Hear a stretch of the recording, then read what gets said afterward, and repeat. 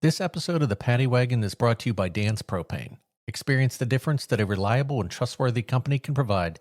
Call Dan today at 308-530-0211 or visit danspropane.com to schedule your propane delivery.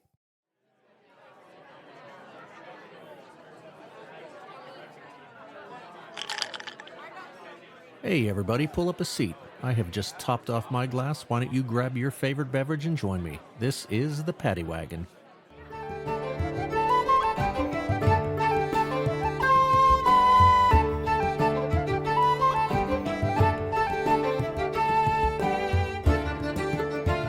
Welcome back aboard the Paddy Wagon, everyone. We got a good one today. That's my favorite thing to say, but what can I say, man? I always got good ones. So joining us from, as I say, across the pond or across the drink, all the way from London, the frontman for your new favorite band that is so fucking good, you will tell your mom you went to school with them. Emergency break. Hello. I love that shit. I know that we put that on everything, and sometimes I'm like, oh, is that too egotistical? And we're like, nah, screw it. Fuck, you're a rocker, dude. It's got to be a little egotistical. I don't want no punk ass rocker that doesn't have that buzz or that vibe about him. So, thanks for joining the show, man. Thank you for having me. Absolutely, we've been trying to set this up for a while. So, what I've gathered, I've listened to some tracks, man. So here's the deal. Anytime we want to have somebody on, I want to respect who I'm having on. I don't want to go into these interviews blind. I had a lot of people reach out from a musical standpoint. You're the first one that I've been lucky enough to have on, so I'm really happy for that and thankful for you being here. But you guys fucking rock, man. Like, thank you. It's you never know what you're going to get, right? Yeah. Authors with books that you don't like. Not that I've had one on. I've actually liked the books I've had on, but it is an example. Music you may not like, but, I was listening. I'm like, damn, man, I like these guys. So I appreciate that. I dig your sound, man. Thank you very much. Thank you.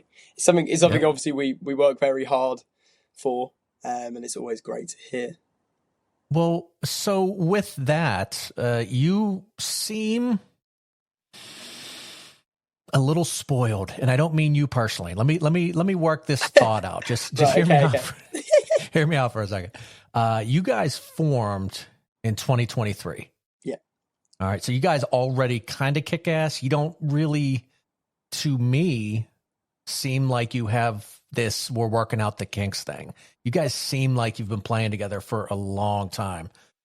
Wild shows, your Instagram, your socials are wild, man. It looks like you guys and everyone at the shows is rocking and having a good time. So there's just a presence about you guys, which feels abnormal for a band that hasn't been around a long. Do you care to comment on that? Because I am very curious where you got your vibe. It's a question we've had a little bit here and there before. It really stems from the fact that we are all really tight mates and have been tight mates before the band was a thing. So actually, our drummer James and our rhythm guitarist Oren, I didn't actually know until we really sort of formed Emergency Break. But you and our bass player and Joe, our lead guitarist, I've been friends with Joe for pushing about 8 years of my life. We went to like a Saturday sort of drama class together. That's also where we subsequently met Ewan. And it's purely because the band was never the first thing or endeavour we did together. We worked on plays, we've worked on shows, we've worked on small things together. And because of that, I think it just means we've kind of always had each other's back before the music was even a question. And then I think in that, it's just meant that on stage, the chemistry is like that. And we know how to work with each other. And especially like as performers, obviously, three of us together started as friends from stage school. So, working on a play, we've kind of approached our live show as like working on a play. We almost like look at it like with 3 acts. We're almost like, okay, it needs a strong beginning, it needs a follow through middle, and then it needs a ridiculous end. And then we've kind of looked at it from that structure from day one. And that's just kind of how we've followed our live shows since, because people love it. And yeah, I can see from the outside in how it looks like we're crazy. It's our first rodeo in the music world and our only rodeo, hopefully. But it's a fucking good rodeo, dude. Yeah. It's a real good rodeo, man. But yeah, but it isn't our first rodeo in terms of other projects together. In terms of Emergency Break was originally a name that was the name of our little production company. We used to make short films and like fan-made music videos and stuff. And that's what it was. And then it turned into a band after we went to a few shows together and was like, let's give this a go ourselves in the least egotistical way. And I think we always built I think we also built the band a lot around our live performance. The live part was the element we never really thought we'd ever have the chance to go in the studio and record our music and make a music video. The thing was, let's just make a kick-ass show in front of 200 people, and really that's all we thought about. We looked at every song and went, that song works there, that works there. We didn't, and I think it's because we had other elements already together that weren't the music that meant that we kind of fought with that, I guess. And that's a privilege, obviously, to have. But I also am aware that from the outside in, it can sometimes have the appeal of a band that's been around for 5 years, when really we've been gigging for about 1.5 to 2 years. So yeah. Good, man. Well, it shows that there's some sort of chemistry there, which I really like. And yeah, thanks for filling me in there, because it was just like, I'm looking at it, I was like, no way. Like, it's just so abnormal. And I'll tell you what, I like that you guys vibe together, because one of the biggest sins I think ever is when you got a band you like and they can't keep their shit together, man, because it's like, it robs the rest of us from amazing art. And so, I hope that success continues for you guys. I hope it continues to grow, and that more importantly, your buddies are still your buddies. Your guys are your guys, or as you say, your mates, right? That continues on. We got very lucky. Like, I know a lot of bands, 1 or 2 people will think of a project and they'll reach out to people they're not really friends with, and they come together and make a project. And then that means that then 5 years down the line, you're on a tour bus ironing out the personal kinks. Or you might only learn something about someone minutes before you walk on the headline show. We came at a privilege where we became friends before that was even a question. I can promise you, if I went back 7 years in time to the first time I met Joe, our lead guitarist, we didn't look at each other and go, I'm going to be topless singing next to you while you're cracking a riff in front of 200 people. That was never a discussion or a thought. And in that, it's, we know how to already almost look after each other before. And that's just, we're very lucky on how the project, I don't want to call it project, but we're really lucky on how that's how the band fell. Not, because obviously some people aren't in that position. Some people, come up with a band name, have a couple of songs, and then scout everyone else. And then that's when the beginning of your friendship. But, we kind of reverse that. Excellent. Love it, man. Yeah, your tagline, so good. You'll tell your mom you went to school with this. Listen, I don't feel like the oldest dude on earth, but like in this moment, I feel like I may have went to school with your fucking mom, dude. Like, how old are you guys? So we're about 19, 20. So I actually 19 or 20. I just turned 20, so I now mark the oldest in the band. But really, 19. Okay, well, all right. Well, I guess technically then I could be a parent if my pullout game was super weak. So let's, I got a few years on you. I'm 45, so hope I don't look it. But that's that's for another. That's for another show. What's on the drink menu today, my friend? For me, it's the most English thing coming. It is a tea. I was going to have an IPA, but it's just been a bit of a crazy week. We're just sort of coming off of everything, so I was just like, all good. It's not happening tonight. Did I'm gonna call this out. This is the one thing I say a lot on this show. Hey, for those not looking online or looking at the socials because it's an audio only, did I detect a Pulp Fiction? Yeah, this is a Pulp Fiction mug. Yeah, buddy. I know. And then it's got the whole is of that the verse?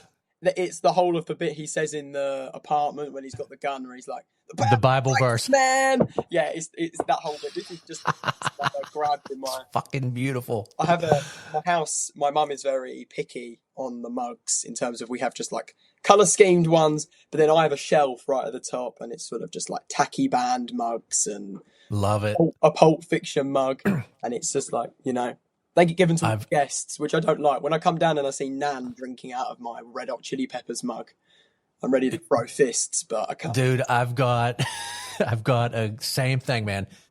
Every day I've got the standard coffee mugs that we have, right? No matter what you're drinking out of it. Then I have the top shelf, which is all mine. I've got one for my daughter. I've got my funny ones that are mine that I drink out of. I don't want anyone else touching. I got a shot glass that says I love blowjobs, and I left that out once accidentally. So I don't know if you know this. There's an actual shot called a blowjob. Yeah. Okay. Yeah. I think there's some equivalent. Yeah. Yeah. So anyway, that's been taken the wrong way a couple times, but or maybe it hasn't.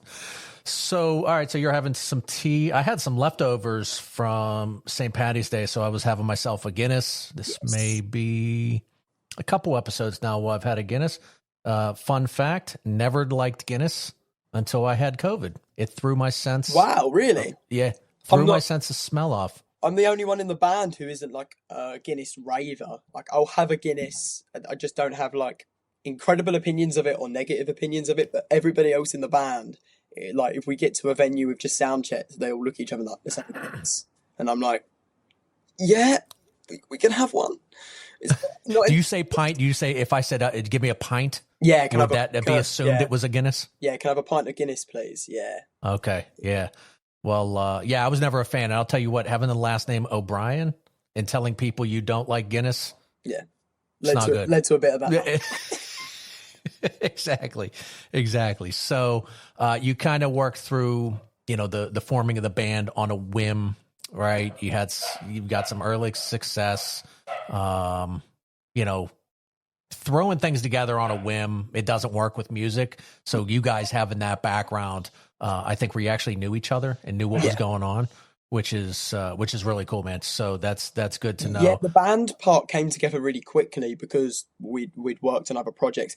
Although I didn't know James and Oren, Joe actually went to full-time school with them. So I only know Joe and Ewan through like a part-time Saturday class. But Joe went to full-time school with them too. And then one day we all went to a gig together, and which is really ironic because our next big headline show is going to be this venue that we originally met at, and it's going to be really full circle. And we were just like, look, we want to put together a band. We want to sort of give this a go. Like, we haven't really got a few tracks, but we're just going to sort of put a show in the market 6 months down the line, 200 people, and we're going to try and sell it out.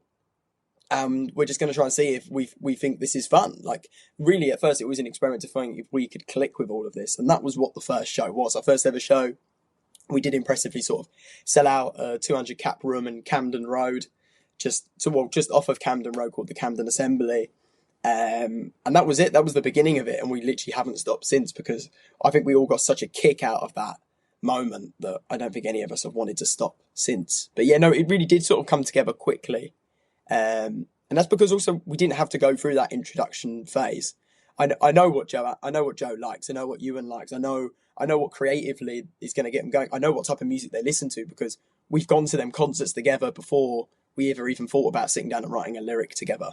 And that's nice. That's sort of obviously, kind of came together like that overnight. Yeah, I'm going to say pretty much overnight it formed. Okay, let me ask you. Here's one I'm kind of curious about. You've got the same songs you play, but they may be a little bit different from show to show, right? Who is it that is responsible for cueing in the next person? So, for example, you're singing, you're playing your instrument, or the drummer's got his solo he's going off on, whatever it is. How do you let somebody know, hey, you're coming up next? This is the first time I've ever run with this riff. How do you know?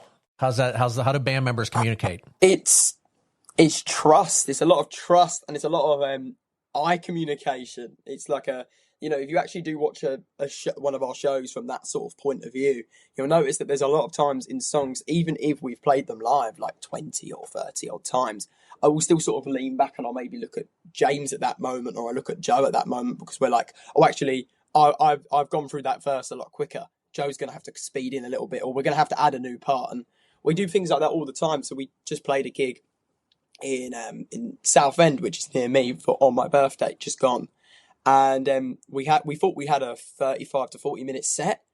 So that's sort of what we wrote down and we sort of prepped. But we found out we really only had 30 to 35 minutes. So that all that allowed for was we looked at one song, we went, we're just going to have to play at double speed. And we did. We just played it double quick. But like things like that do sort of just like appear out of nowhere. And it's communication and trust. And usually one person is leading when something like that happens secretly without realising. And our sort of rule, and I don't know if most bands agree with this, but we sort of go like the drums, just because everybody can hear the drums. Everybody in the venue can hear the drums. If you walk out into the bar outside, you can hear the drums. So it's always something that, everyone can trust to sort of fall on. So I'd say my argument will be the drums, but really it's sort of it's a lot of like communication, but through eye contact, and which is risky. It has the Yeah. power to go wrong, but if you've got each other's back, you Nice. can never really go wrong. No, and it shows the communication because, like I said, you can hear the same song from 15 different live shows. You like little parts of this, little parts of that. The guitarist is feeling it, and it's like, you know what? I'm gonna run this solo a little longer than I do. And again, you just I always looked and I'm like, is there a head nod? Is there a wink? Is there a quick point or just something to kind of cue in the next guys? There's a few times where you do have moments like that. So we've been booked for this festival called Todd in the Hole. We come back to it quite a lot every year, sort of in Stevenage, which is our bassist hometown. Originally he lives in London, but it's our bassist hometown. And we're usually one of the only original bands on the lineup. It's a lot of cover bands, and sometimes ad lib moments happen. So we have a famous song called "It's Over," and the last bit has a guitar solo. And Joe, just because we were sandwiched on obviously an all tribute rock band billing, ripped up the solo and put the solo from it was a Nirvana song. I think he took I think it was the Smells Like Teen Spirit guitar solo. He replaced the usual one with that, and it went and stood on the barrier. Obviously, it's a lot longer than ours. And moments like that happen, and you look at Joe and you go, okay, Joe's leading. The minute he's done, though, we've got to come back in like it usually is. And it made for a kick-ass moment. There's a video of it somewhere, and we had some fans at the bottom, and they were ready for that usual guitar solo they hear on Spotify. And suddenly Joe's like, bam, bam, bam, bam. And everyone was like, yeah, shit. Like, go on. Like, and it was it. And he he leant in with it, like he'd played it a million times. Like, that was our guitar solo. And it's good when you do get to a level of a band where you can not perfect a live show, but you've got a live show where you can have moments like that, and we're not looking at each other all red faced going, shit, what happens next? You just lean into the next moment. Good. Yeah. Well, that's the thing, man. Being at so many live shows myself, is there's just certain riffs, certain things that people know. Everyone loves drums. Everyone loves that again, that famous riff or that famous bass line where it just fucking amps everyone up. They know what's coming, and then there's just like an explosion. Yeah. So yeah, that's awesome, man. So you mentioned you came up with Emergency Brake wasn't the band name originally. It was a production company you guys had kind of come up with on some different projects. But I guess I'll still ask, Emergency Brake, why that name? So originally we called the production company that, and then it fell into the band sort of manifesto motto. We just think the world is so crazy that everybody needs an emergency brake. That's really it. In short, we wanted to offer a live. We only ever really thought about a live show initially. We wanted a live show that felt like a full stop or a brackets in between everything else that's going on in the world. And we try our hardest not to address any really sort of like heavy political issues within our music or sort of anything crazy going on. We do talk about topics of mental health within our music quite a lot and stuff like that, but we never try to lean into anything too heavy or anything that offers you it straight on the sleeve, in terms of you really have to dig under a song to really sort of either discover its story or its meaning. And that's not in like a gatekeepy way. It's in a way of, we want to offer something that if someone wants to listen in deep and really scratch that surface and understand what that song is about, it's about this certain issue or it's approaching this, they can, but also you can come and you can enjoy that. But them drums, that vocals, that guitar just screaming down your ear. And we also, we wanted to build a live show and music that sort of catered to that. And that's why it was called Emergency. It was just to stop from that world. Obviously, originally, we wanted to make short films and fan-made things that just felt silly and gimmicky and, you know, sort of a break from everything else intense you see. And that just then naturally sort of formed into the manifesto of the band. And that has been what it is since. So, yeah. Well, I dig it, man, because I'm one of the guys that, you know, listen, it's like if somebody wants to talk politics, I'm like, not my thing. Yeah. It's you know, everywhere you look, doesn't matter where you live or where you're from, every country, every group of countries, there's always got something going on, and it wears on you. It just it's okay to want to break. That's what I like about that. We became a band around a time where a lot of music also being made was about lockdown and the pandemic and stuff like that, and we also sort of formed into that manifesto again because we were just like, well, we're instantly unique if we just don't sing about this one topic. And it was like, because everybody was talking about it and we get it because it did impact the whole world. But we were like, let's have a break from that just for half an hour, just for this half an hour set. and maybe I'll get my top off, or maybe confetti will come out of two cannons that side, or maybe you'll just really enjoy that guitar riff on that one track. You know, it's just a break from it all, and that's why we do engage in political like topics, and we do address mental health subjects within our music, but it's not on the surface to be found. And if you're willing to look for it and listen for it, it is there. But we don't want someone to turn up to our shows. Maybe, you know, we do gigs on a Friday night sometimes. We walk on at 9 o'clock. I'm going to put money that 60% to 90% of that crowd have come straight from work. The last thing they're going to want to hear about or listen about is the week's problems, just in a melodic way. So, you know, we try to offer a live show that's a break from that. That's an interesting way to word that. Is, you know, these are topics that are always on our mind. I appreciate the mental health aspect because, you know, you're younger, man. That wasn't always a thing, right? People bury shit, and that stuff manifests. You know, when you bury shit at 20, it shows up at 45 in weird ways. Right? Yeah. And so, and also I think it's just people generally don't like to be preached to. So it's like, hey, listen, our message is out there. You can go look for it if you want to find it, and you can interpret the music the way you want, but we're not going to give it to you day in, day out. Because, right, you're right, man. Friday night, dude, I just want to have a beer and hear you guys rock. So I get that, man. Sometimes we have like people come to our shows and they're listening out for that second song just because they want to get in the pit. And then that's it. The pit starts and you go like, okay, that's 30, 40 people who probably don't want to hear that, I don't know, Payday was just round the corner. Like, you know, they want to just mosh. And this, you know, we do address like mental health topics within our songs, but we just don't want to put them on the surface level. People don't want to be told how to feel.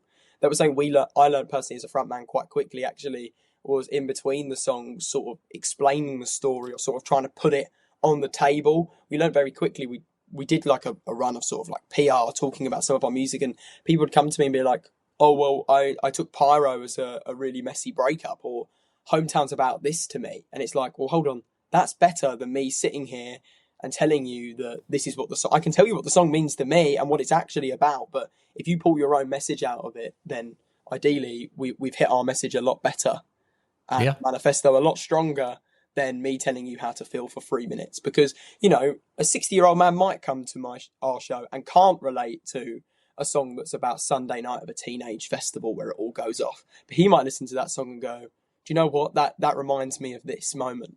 And that's... Yeah, I lost my wife 3 years ago, and that breakup there, or that story there, or whatever it is. And I think that's an interesting way to think about that, is take the message you want from it. Because at the end of the day, you know, it's like when people bring up reading the Bible. I read this, I interpret it this way. Well, no, that's not what that means. Yeah. I read it this way. Well, why can't it be both? You're both reading it. It's allow our brains to do, you know, the thinking for us. So, all right, I dig that. Yeah, man.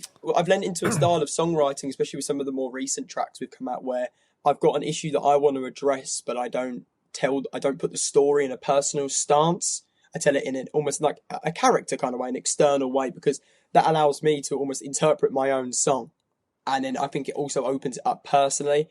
I think not having too many personal ties, but enough personal ties to a song is right, but not enough that someone is going to turn up to me and go, oh, I interpreted this song as, I don't know, I just lost so-and-so and this happened. And I'm not going to go, rah, rah, rah, but enough that I go, I actually connect with that. You know, I understand. But, you know, I interpret my own song. I take parts of this song because I'm addressing this topic. And that's where we've moved forward with time, because people don't want to be told how to feel. There's so much to be told how to feel about in your own job, or this or that. The last thing you need is a little topless 20-year-old British man telling you on a Friday night after you've paid like £15 for a ticket this way about this next track, or you're going home. So, you know, I have to laugh. You said the pounds, man. I used to play Xbox with this dude from the UK, and hearing the word quid was always my favorite. Yeah.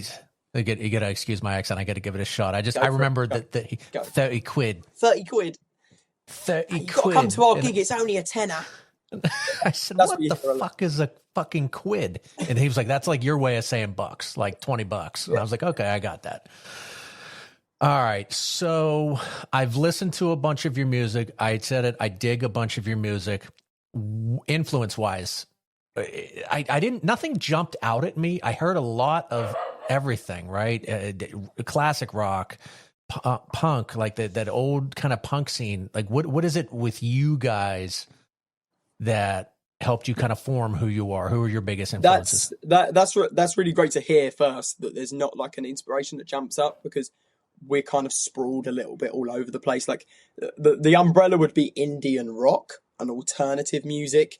And then in terms of our inspirations, there's crossovers everywhere. So I like teetering into metal, but our drummer James is actually quite into bands like Slipknot, Korn, and Limp Bizkit aren't metal, but that sort of like criteria. But he also teeters over to sort of your indie, and in that we sort of sprawl all over the place. And what's nice is we have links everywhere to bands we like, in terms of also our parents likes, but then subsequently like us. But some of my personal inspirations sit really with a lot of English bands, a lot of Idols, a lot of Fontaine's DC. I know a big inspiration for a lot of the band is Smashing Pumpkins and Nirvana. I know I can say that on behalf of quite a few of the boys in the band. Really do take sort of heavy inspo from licks and moments in Smashing Pumpkins and Nirvana songs. But it's really sprawled all over the place, and we aim for like an authentic sound that feels like a sandwich of everything we've been inspired by. But yet, sort of naturally, if you try hard enough, but you always create something that ends up sounding like something else. But we're in a fortunate position where, like, guitar tone, vocal, my voice can make something so different. I can't sing a song like Kurt Cobain does. I can't sing a song like Korean Chatton does from Fontaine's. I can sing a song like how I do, and that's how it kind of always ends up being unique, I guess. But yeah. I should also abuse my ability to go, well, I can sound like this, so let's make it only sound like that. Only Joe can play the guitar like that. It might reference styles of so and so and so and so, but he only can play it like that. We can't get a copy of him in. If we wanted to try, we couldn't. So yeah, our inspirations really do sprawl sort of all over the place, and if they can vary track to track as well, very heavily on influence. And I think that's why I struggled, is because it does vary. We recently, me and my wife were actually probably within the last 5 days having a conversation about Smashing Pumpkins, and so I'm big into vinyl, and I just said, you know what, I need some Smashing Pumpkins. I just need it. I've been streaming a lot of their music, and as I was listening, they were real big, and they're still big, but just the way it hit me when I was listening to them, I was like, they are criminally underrated when people truly don't bring up the Smashing Pumpkins and how fucking kick-ass they actually are. I mean, a lot of variety in their songs. There's just something about them where you're like, wow, like I forgot about that song, or damn, that was, again, it transports you to when you used to listen to it. And one of the things you said about being yourself and being you is that I've always been irritated. Like when you talk music with somebody, you talk drummers, naturally people get shit on. Well, that person's a hack because that person is more like that. And that's where they learn to play. Well, I mean, at the end of the day, doesn't everybody learn to play from somebody else? Isn't everyone a hack that picks up a guitar or tries to sing? It's like that Spider-Man meme where they're all pointing at each other. Yeah, it's 100% right. And a new one I think of a lot is, well, newer, but lead singer for Greta Van Fleet. Yeah. Is he trying to be right? I'm having a brain fart. Oh, it's Paige. Okay. Is it Paige or Plant? What am I having a brain fart for? From Zeppelin. Yeah, they call them the Zeppelin like knockoff, don't they? Zeppelin from Temu. Yeah. You fucker. That's so good. No, I read that once on Reddit. I was like, oh, okay, that's inspiration, but that is hard. That's really funny. But my question is that his natural singing voice? And if that is how he sounds when he sings, then why knock the guy, right? Yeah, he sounds like it. You take inspiration from people, and I've just never been a fan of shitting on somebody because they sound like somebody else. I shit on people when they steal something from somebody else. Especially when a lot of people like it. Like, in America, they sell out arenas. They sell arenas over here in the United Kingdom. They're not like underrated or unanimously hated on. It's, it sells. Someone likes it. Yeah. I also never like when people like hate on something because it also isn't their thing. We've had that a few times with sort of our music. We'll play to a crowd of people. If you play to a room of 1,000 people on our support slot, someone in there isn't going to like your style. Right. Whether that's in terms of how you go about performing the music. You know, they don't like the fact that I run around and really I should just stand with the mic, or it's in terms of its actual sound and how we present the music. You're always bound to annoy someone, and it always, you know, it always kind of frustrates me a little when people sort of like diss it. It's like, well, if people dig it, people like it, you don't have to listen to that. You know, I do sort of get it sometimes in a support slot sense, where it's like you've come to see your favourite band and the opener is telling you what to do, and you're like, well, hold on, I'm waiting for I'm waiting for Greta Van Fleet to walk out, not whoever this dude is. Right. I do get that, but you know, if people dig it, then people dig it, and I'm aware that certain music isn't for me, and I'm aware that probably our music is not for everyone. I'm very aware that we cater to not a niche, but a very certain crowd, a very certain type of gig goer. Who do you not dig that maybe some of the band members dig and vice versa? Whoa, that's such a good question. I'm trying to think of people like I don't fully dig Korn. I know James, our drummer, really digs Korn, like he's big fan, and I'm just like, I've never liked it. I've never seen too much for Metallica either. It's another one in the band that the boys do like, and I've never fully like seen eye to eye. I know I get dissed a little bit for liking the 1975. They're an English group. And we're always on the fence with the Arctic Monkeys as well. That's a very big argument always, because there's a very big genre in the United Kingdom of bands trying to sound like the Arctic Monkeys, but from Timu. And we're constantly in the argument of, is it a masterpiece? Is their sound a masterpiece that should just be left because I don't really think anyone else can recreate, or should we take inspiration from it?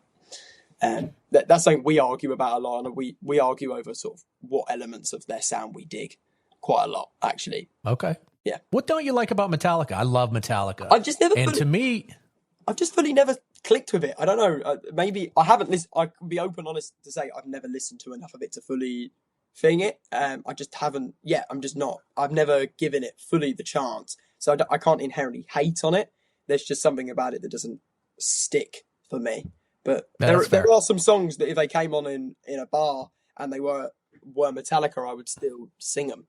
It's just they've just songs never clicked. Like I feel that way about Aerosmith. Just never a fan. I don't know, people love them, but like Metallica for me, and I don't know how to explain this in a musical way, but like a lot of their songs, it's almost like when you would hear an orchestra play where it's this song and then this part feels like a different song, and then this part, and then it ties back in together at the end. Like there's just this change in tone, there's a change in speed, they slow it down, they speed it up, and that's kind of always been my thing that I've dug with them. But again, the majority of people that I know don't dig Metallica, so I was very curious about that. Cool. For me, nothing's clicked. I'm a really big fan of the Foo Fighters, and so does love them. James in our band. We both love the Foo Fighters, and so do pretty much most of the boys. But I know someone in the band, I can't remember who, doesn't fully dig it or just click with it, and it's just like, you know, they're just and it is not like an argument. It's just more like a cool. I can see how you might not dig it, but how in my opinion, I caught fire for saying Foo Fighters were better than Nirvana. That was not well received by a lot of people that I said that to, and I'm like, listen, it's my thing. Maybe I agree. Yes, I know. Yes. James, our drummer, would probably not agree, and he's a huge fan of both. I'm going to ask him after this because I actually don't know what court he would swing. Okay. Yeah. I appreciate that, man. Thank you. You make me feel like I'm not a fucking loner. So nice. Songwriting. Who are the brains behind that? Is it a mesh? Do you work together? And because that's, I think, maybe where a lot of the creative differences. Biggest band I think of, at least for me personally, Chicago. I'm a huge fan of Chicago. Yeah. 60s and 70s Chicago, and then in 80s, the different songwriter completely changed the band, and it turned into like this power ballad shit, love song stuff that I just couldn't stand. So that for me was like criminal because I missed the big band. There was this big band feel to them.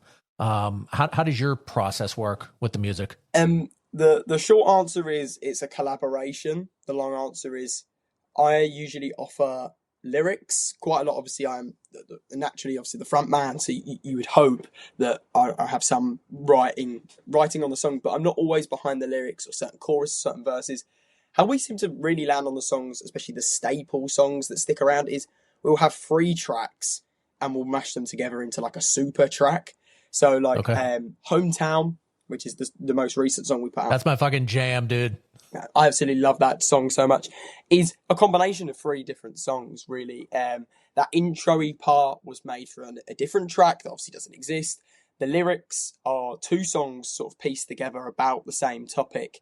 And then the sort of the breakdown parts, it's 3 songs put together into an ultimate song. And we sort of seem to land on that, and we end up going like, well, I like that bit from that bit, and I like that bit from that bit, and we're like, well, hold on, these 2 songs are addressing the same topic, and I like this verse, and I like this verse, and then we get a super song, and they're usually the songs that stick around in our set lists for the longest. So Hometown's a great example of that. I wrote Hometown when I moved to America. I moved to America last year for a couple of months to study. Where did you live at? I lived in New York.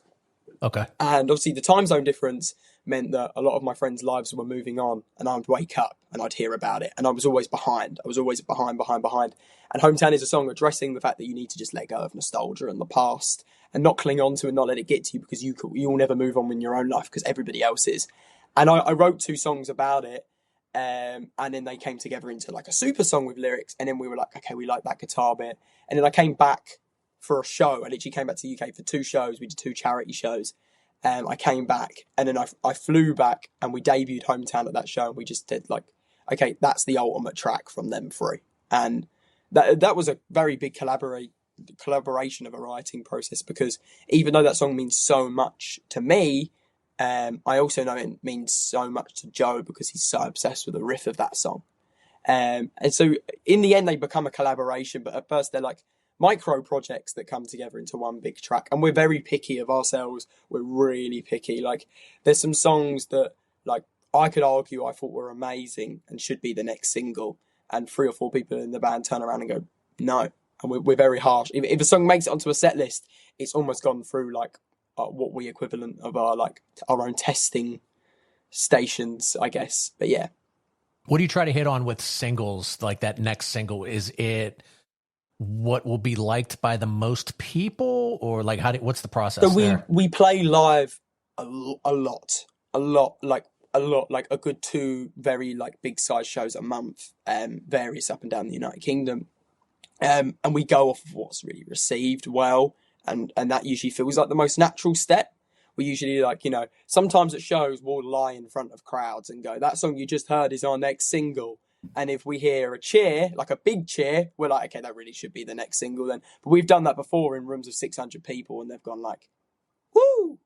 And we've gone like, maybe we should fuck around with it a bit more. And that's actually like almost our audit experiment. We almost just sometimes lie at out of town shows. Like, when we know we're not in front of like our crowd fully, like it's not like the diehards or the people who are going to ask us for a set list after, we can afford to fuck around in that sense, where at the end of a song I'll go, that song was our next single. And if it goes like, we're like, okay, that should be then. And it's whatever feels like the natural step. We want to hope that every single feels like we're taking another step up the flight case. But we're always holding on to a few that we know people want. We have a very big song called Irish Ecstasy. And 2 people DM'd us thinking that we were going to surprise drop it on St. Patrick's Day, and we obviously never did. But that's the song that I know, like, if the fans listen to this, which they will, that's the song that I know they want the most, and we're still yet to land a recording of it. That's half of the reason why we're like, now that's also the thing, you can't leave too long to release a song, because then the pressure builds around it, right? That song has entered that state. We've been playing that song live for 2 years. We debuted it our first ever show, and it's one of the only songs that have walked with us through it all. There's only 2 other songs that survived that. And excellent. And it's now like, well, hold on, we've released them other 2 as singles. They've existed almost from day one. But now there's almost like a pressure cooker around this one to get it right. I think we're going to have to get in a jazz orchestra or something, because we're going to probably have to spend about $8,000 to get it right, because I don't know how we're going to get it right. Every time we've recorded it and we've gone, someone isn't going to like that, and we know they love that song. Yeah. But so there's a happy medium. But yeah, no, that's our little secret test. So if you've come, that's interesting, and we've lied that it's the next single and then it's never came out, we obviously didn't deem it good enough. You didn't scream enough. It's like telling a joke, a comedian. Like, was it funny? Did it work? Yeah. Well, I don't know. Let's say it and see if people laugh, right? Yeah. If the crowd's jamming and they're rocking and they're screaming and the lighters and, well, no, sorry, cell phones now. We used to do lighters, right? So you got the cell phones up now. All right, cool. Where's your dream Where's the dream venue for you guys? I think I know. Can I guess? Yeah, please, yeah. O2 Yeah, I could argue, yeah. or Wembley. Then there's Wembley, right? Yeah, Which one's Wembley would be amazing, but we would all say the London Stadium, other than you and our bass player, we're all West Ham fans, and that's their home club in London. And it's just opposite What's the with river. the bubbles, man? What's with the bubbles? I learned that on Ted Lasso, and I had to look that shit up. Why did they do that? It's part of the thing, you know. Their theme is like, I'm forever blowing bubbles, pretty bubbles in the air, just like their dreams, they fade and die. It's very British and bleak actually, but we sing it very loud and proud. So that's your team. You're West Ham. Yeah, huh? we're all West Ham in the band, other than you, and our bass player is a Chelsea supporter. So we always go like, oh, the ultimate gig is we'll come back when we're like dads in our like late 40s, and we'll rock out the London. That'll be the comeback show. And then Ewan always looks at us and he's like, yeah, the London Stadium. We're like, yeah, I love it. That's fucking awesome. The Foo Fighters there last year, and we were like, the Foo Fighters at our home stadium, and everyone looks at us and goes, what? We're like, we're West Ham fans. Like, did you ever see the video with the drummer's son? Why can't I think of his name, man? Taylor Hawkins. Shane, is he like Shane Hawkins? No, Shane, where he came out and played Hero. Yeah. They did that at the West Ham Stadium night, actually, in London. Yeah, I got a set list. Beautiful. Night, actually, which I was like, it's like gold dust. It's in a frame above my bed. So nice. Awesome. So listen, I'm going to say this is probably going to be a shocker to hear this. Okay. As a guy hosting a podcast, generally I don't have women throwing their panties at me. I've tried, it doesn't work. You got to ask for, is it kind of true being a rock star? Like, do you look out into the crowd and you just see the adoring eyes of the young ladies? We have a very not twisted, but like a very half and half fan base. Like when we do like a show that's our show, and it's only really we're reaching out to our fans to come to a gig. It's not a support slot. We'll have like the first 3 rows will be like screams, female screams, and then everything else is just teenage lads mosh pitting, and it leads for a very weird dynamic because sometimes you can play a song and like the front bit of it is all screaming it back to you, and then they all get pushed clean onto the stage because all the lads at the back have just thrown their pints everywhere. I've seen a few horror stories here and there, like there'll be a girl who comes to our show all very glammed up, all sort of like ready for us to come out, play some music, scream with their friends. Maybe they've listened to the song on Spotify loads, and then like 3 songs in, someone somewhere has lobbed a pint, and it's just unfortunately landed there. And you just go, oh, I'm sorry. Like, you know, we're at that level where we can't play a big enough venue that there's almost sections for these people. We're still at that size where we play a venue size almost like a couple size bigger than my bedroom, maybe, well, a little bit bigger than that. But, you know, so in that, it means you've got all the types of fan base in together, and then the old mashed together as all one. the Some old poor men girl just side. getting fucking trounced. The old men at the side who don't want to get involved, and then get some like teenage kids elbow clean to the. But we do sort of have like a fangirl fan base that we didn't think we was going to attract because of the genre of music.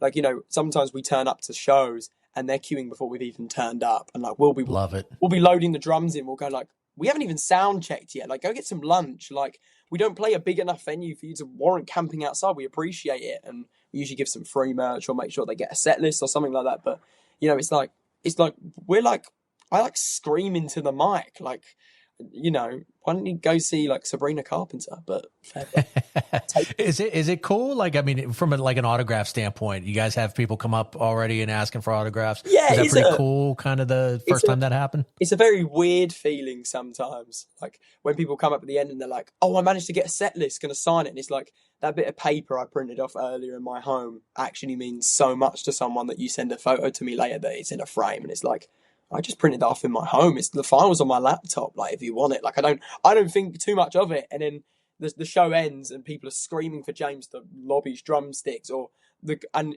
it's interesting what something means to someone. To me, that's like, you know, that's another drumstick in a pack of drumsticks James has backstage. But to someone that means everything, and it's a weird feeling. It's a weird feeling that I honestly, even if we ever do sell out arenas or stadiums, I don't think I'll ever get over, because it's like, you know, how, you know, that comes out of my HP printer in the morning of the show.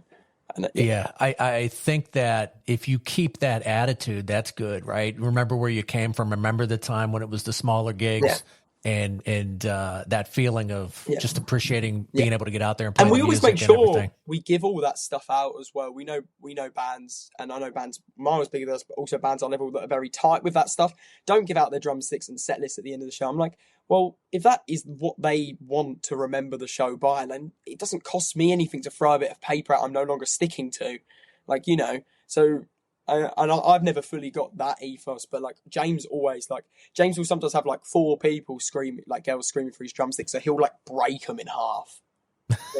And it's just It's like, fucking and four. then we always have this debate. We go like, what bit of the drumstick would I want? Would I want the skinny part, or would I want the thick? Like, what part would I end up wanting? I just want neither. Give me the. Well, you're the probably one that wants the whole drumstick, and then this guy fucking breaks it. Breaks it on the snare like a dickhead. But well, I would tell you this: I love singing karaoke. Now, I'm not comparing being in a band to karaoke, but what I will say is this: I found out that I have a decent voice. Okay. Yeah. And I went once, and I would have people always come up to me and go, will you sing with my friend?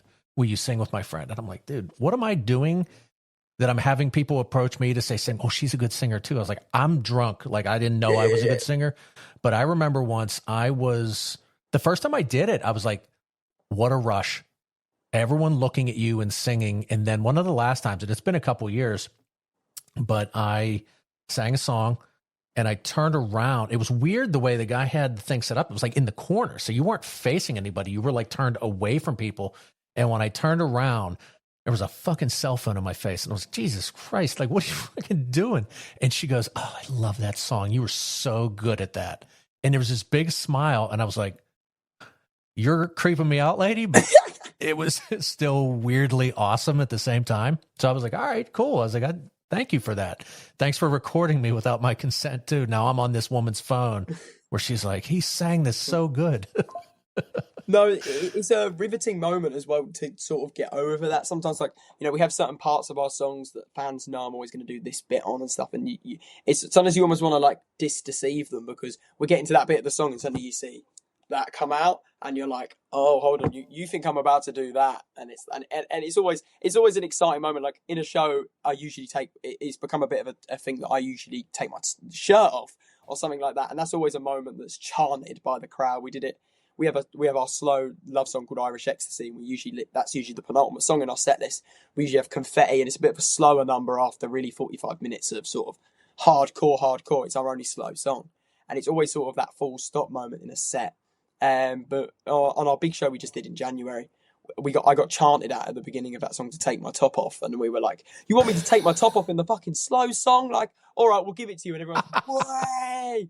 And it's like, you know, moments like that. It's like, you know, if that's what you pay for to come to, then I idolize it more because they are the parts of the show that also make it unique. But it is weird to have like a bone stuck in your face, and it's like, hold on, that moment you're then gonna, and you go on TikTok. Like sometimes I've opened TikTok and I've gone, oh, well, there's that crowd surf moment. So and so did really put that up on the internet, and it's like, you know, if that has value to you, then go for it.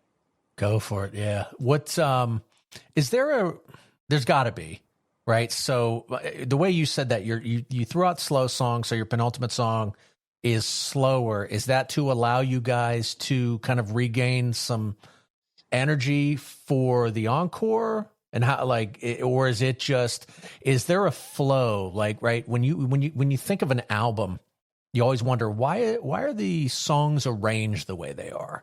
Is there a flow you want to your set list as well? Yeah, so we look at our set list basically for flow. So we always open our set. If we have a shorter set, we always open on Hometown because we know it's the famous riff, the opening guitar bit always gets a couple of cheers. There's certain bits that always are arranged like that. And our last song is called It's Over. Ironically, our famous final song is called Now It's Over. And we know that's an intense sort of, not ballad, but it's an intense song.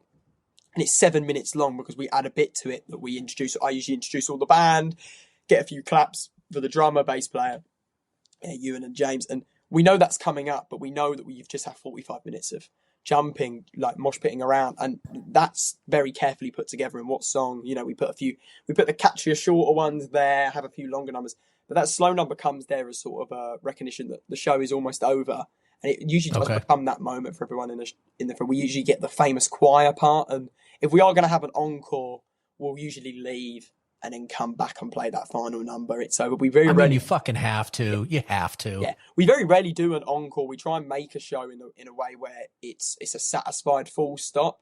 It's not that I like disagree with them. I just think at our level, it just sometimes isn't the vibe. Like it can look a bit more like egotistical than it can sort of like if I'm in an arena and everybody's chanting it, it's cool. But 300 people in a room, and they all know I'm just in that dressing room just there because, you know, they only have to squat their eyes and they've seen me walk off.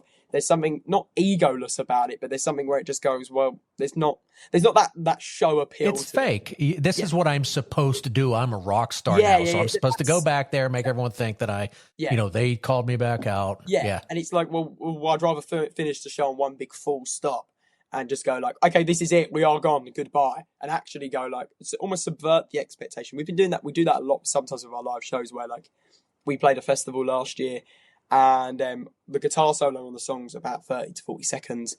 And I told the crowd, I went, I'm going to do a lap of the festival in this guitar thing. And I just dropped the mic and I sprinted around the whole thing. And it's like subverting that expectation is the fun and the challenge. And especially at our level is more for me the thrill of it because nobody's fooled when we do an encore at this level. You know, we're not on an arena level with big LED screens behind us and 4 lighting men. You know, it usually is a crew of 10 people and 5 of them are the band. When are you coming to the US again? We're looking to come to the US hopefully this October. Beautiful, So, beautiful. Yeah. And where at? Hopefully New York. Hopefully we're going to be touching down in New York. So Hell. Yeah. We'll have to stay in touch for that. I'd like to maybe try to come up and see you guys. I'm in Pittsburgh, so I'm cool. 5 hours. I'd probably drive to New Jersey, catch a train over, which is about an hour. So that's not bad.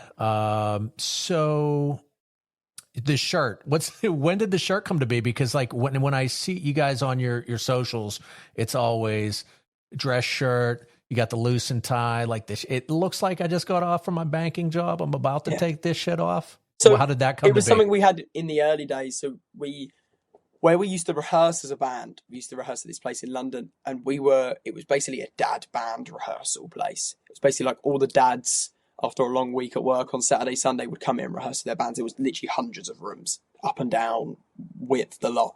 And we'd be the only band that turns up probably like below the age of 40.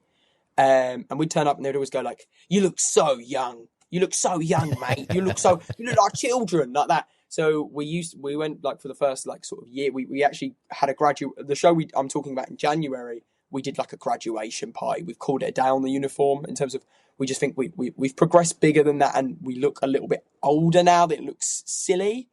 But we used to wear the uniform because for our first show, a lot of people went, they're so young to be playing this venue. Like they need to enjoy going to gigs instead of trying to bloody put them on.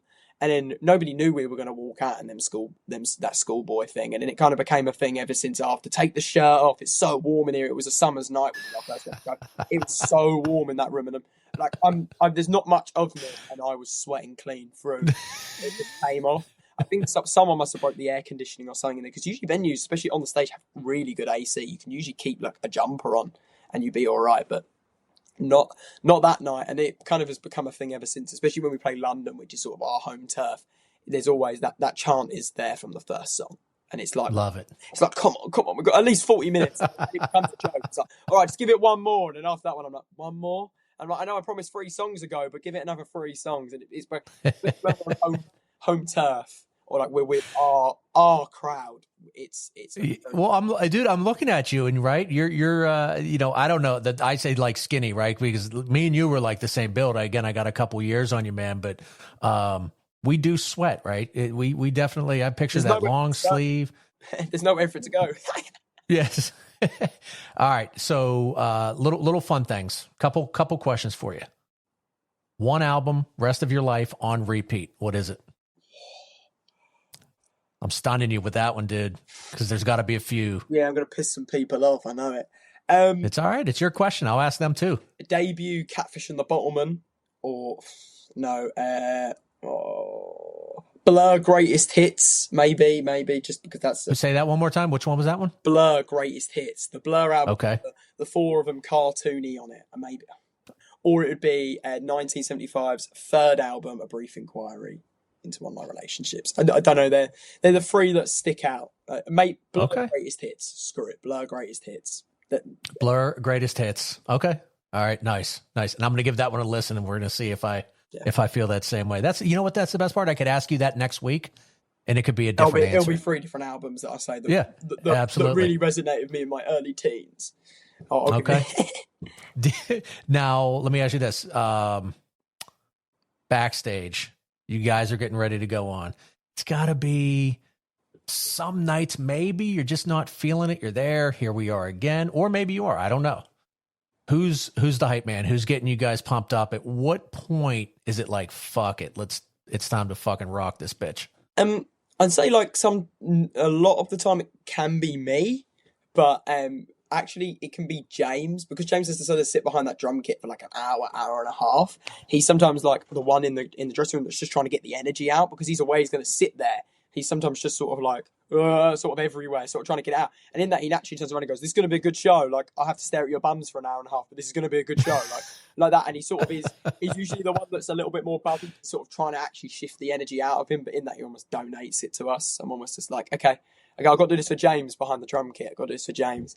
So I'd say I'm gonna say James is really sort of that hype man, because he's sort of a reserved character. I think a lot of the fans, if they listen to this, struggle to find not anything of him online, but like a lot of stuff, and just because he's just a lot more reserved character, especially when you sort of have me over there climbing on a pole topless, Joe like on the back of his head playing guitar.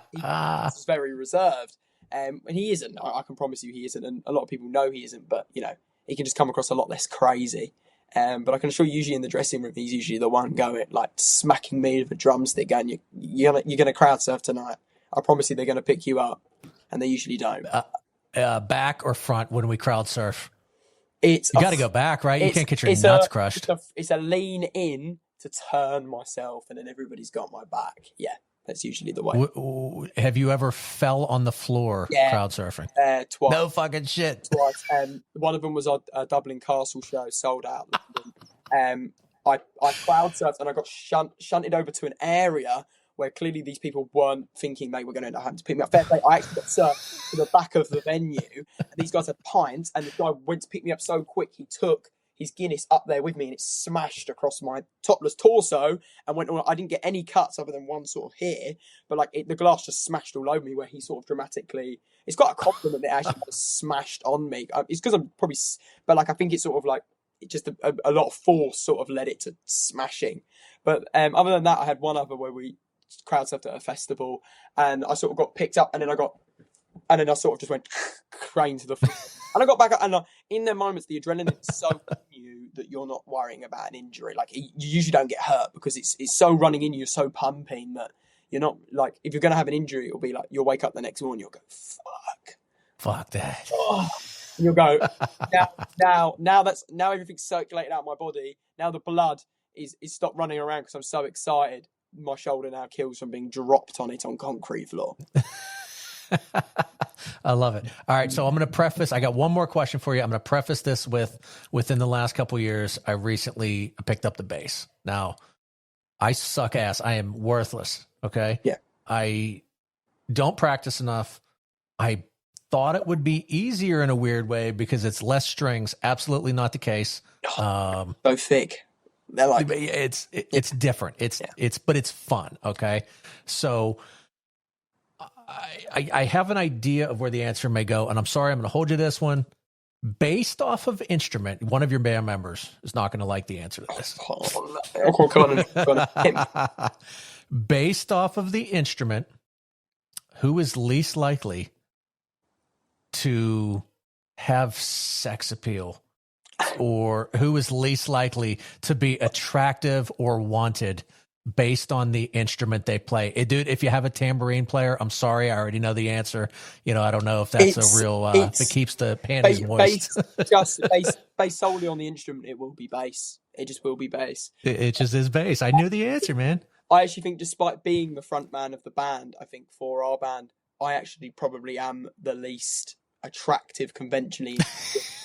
Appeal. Like, if you're a teenage banger and you come to a show, I reckon like I'm the last one you probably want to sort your eyes on, purely because I think I become too intense in a live show that I think it almost would come across off-putting. Like I would go like, if I was a girl my age and I watched our show, I would go like, I'm not buying him a drink at the bar after he's told me for 3 hours how to feel, and then kick that over, and now he's running around topless. He's going to be too intense. I'll have the guitarist. I personally, conventionally it'll be the bass player. It'll probably be the okay. Even though All right. I know some good-looking bass players, to be honest. Well, dude, let's do it this. Rank them in order normally. And I will tell it, ladies, for the audio listeners, he's a handsome man.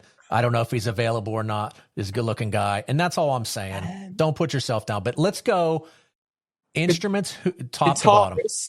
Guitarist is number one. I think it's always the sexiest. I mean, if you're cracking riffs like that, especially if you're the lead guitarist and you just get that riffing all the time, it's got to be right. Lead guitarist, I'm going to say conventionally vocalist, lead singer. I'll then say drummer, and then I'll say the rhythm guitarist, and then bass. But fucking poor bass. Yeah. The sound guys before the fucking bass. Sound guy, lighting technician. And the promoter actually, right? And the venue. No. Who's your bass player? He's a lovely lad called Ewan. Ewan. Yeah. Sorry, bud. You got called out here, buddy. Yeah, I just think bass players naturally always get demoted to bottom, even though I don't even know. Maybe I should put an Instagram poll out and ask where. Let's get EB members ranked. I wonder where actually we'd fall, because I think we all have a bit too different of a look. Like we're not all like 5 blonde boys with blue eyes, so you can't go like, well, I'll have that one and then that one. We're like I'm a blonde. There's a brown hair, there's a black hair, there's a ginger. Like our rhythm guitarist is a ginger, and then you've got Ewan, who's sort of, I guess he's like brown haired, brunette-y. Like it's like, well, hold on, we're probably actually all a different appeal. Like we're not like I don't know, One Direction. No, we're One Direction. Cover. But we're not that like boy band where we're all like blonde hair. Like we're brothers, and this is it. Yep. All right, cool. So okay, let's get all wrapped up here. Okay, so current fans, new fans, where can they find you? What do you guys have coming up? You can find us on all social medias, Facebook, Instagram, Twitter, it's X, TikTok. We're most active on Instagram. That's where I'd recommend following us, just because it's usually where we put all our little updates, all our funny stuff. And I'll share that as well for you guys too. Also, you can stream us anywhere on any streaming platform whatsoever. In terms of what we have coming up, we're obviously playing pretty much all up and down the United Kingdom. So if you're from the north, from the south, from the ocean, then we will probably be playing in a town near you very soon. So yeah, and if you're in London, we're about to announce our biggest ever London show. So love it, brother, love it. All right, I'd love to have you guys play us off of something. Yes, that'd be great. So why don't we do this? Why don't you give me a song? Maybe tell us a little bit about the song, and then we'll get out of here. Since we spoke about it earlier, the song I'm sort of going to leave everyone off with is Hometown. Hometown is the song I wrote when I moved to America, and it's a song that is about letting go of nostalgia, and it's about letting go of the past and not wanting to hold on to it. And it's a song that can resonate with you in that way or many other different ways. It's a reflection on your childhood, but it's a reflection on that it's good to leave that behind. And people do naturally drift away. And that's an acceptance I came to from moving to that. And I guess I don't want to say you learn who your real friends are, but very quickly you learn who plugs in a lot more quicker than other people. And that's what Hometown sort of addresses. My man, I will tell you this. That's a lot of knowledge for a guy your age. And it's going to mean even more to you when you look back and you listen to that song when you're my age. You're going to go, damn, I was right. I was right the whole time, man. Life goes quick, man. Life goes quick. Memories are good for memories and so on, but you gotta keep plugging away. You gotta keep moving. So you gotta look forward, not look backwards. And that's basically that's the song in the shortest phrase possible. Well, love it, man. So let's do this. Let's say our goodbyes, man. It's been great having you. Thank you so much for having me. And then we'll play this song off here. So enjoy and cheers. We'll see you again. No worries. Thank you so much for having me. Yes, sir.